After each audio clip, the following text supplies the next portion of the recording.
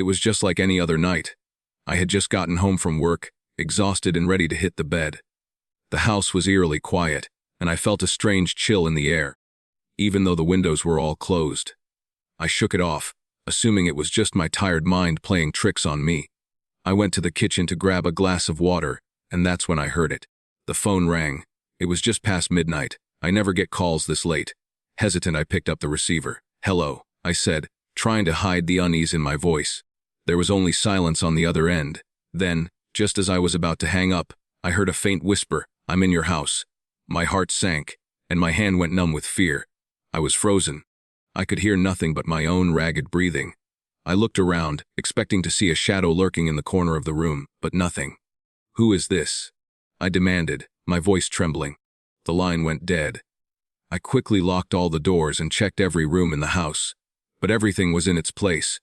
I didn't know whether to feel relieved or more terrified, but as I was about to go back to bed, I noticed something strange. A small piece of paper was slipped under the front door.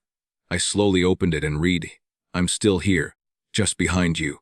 I turned around, my heart pounding in my chest, but there was no one there. But the worst part, I'm not sure if that was the last call. My parents had always been skeptical about the paranormal, but I knew what I saw. It started with the shadows in the basement. I would go down there to do laundry, but every time I did, I felt like someone was watching me. The shadows seemed to move out of the corner of my eye. It wasn't just the usual creaky house noises. It was something else, something sinister. One night, I decided to investigate. The lights flickered as I descended into the basement, the air thick with the scent of old wood and dampness. I stood in the center of the basement, listening for any noise that might confirm my suspicions. It was dead silent, except for the echo of my breathing. I stared at the far corner where the shadows always seemed darkest, and that's when I saw it. A figure, tall and looming, standing motionless in the corner. It didn't move, didn't make a sound, but I could feel its presence. My heart raced as I backed away, my legs trembling beneath me. The figure followed me, its eyes gleaming, as if it was moving closer, though it never actually stepped forward. I ran upstairs, slamming the basement door behind me. I couldn't sleep that night, or any night after. I avoided the basement for weeks, but one evening I had to go down again. I told myself it was just my imagination, but when I opened the basement door, I found the figure standing by the stairs. And it wasn't just the figure that had changed. The shadows around it were now deeper, darker, almost alive. I'll never forget the night I stayed at my friend's house. It was a warm summer evening, and we decided to have a sleepover in the guest room upstairs. The room was small but cozy, with a large bed and an old-fashioned wardrobe.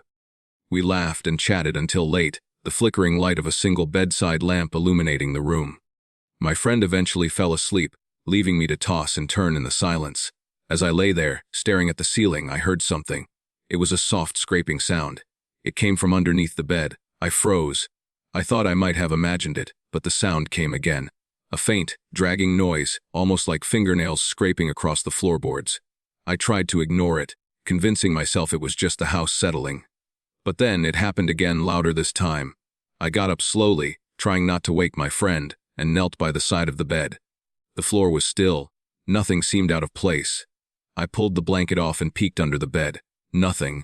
I let out a sigh of relief and climbed back into bed, shaking my head at my own imagination. But as I lay there trying to fall asleep, I heard it once more. A low, guttural whisper. "Why did you look?" My heart stopped. I jumped out of bed and turned on the light, but when I looked under the bed again, there was nothing there. I woke my friend, but she had no idea what I was talking about. The next day, I left that house as quickly as I could, but as I was walking out, I noticed something strange. A small, handwritten note on the floor in the hallway. It read, "I've been waiting for you."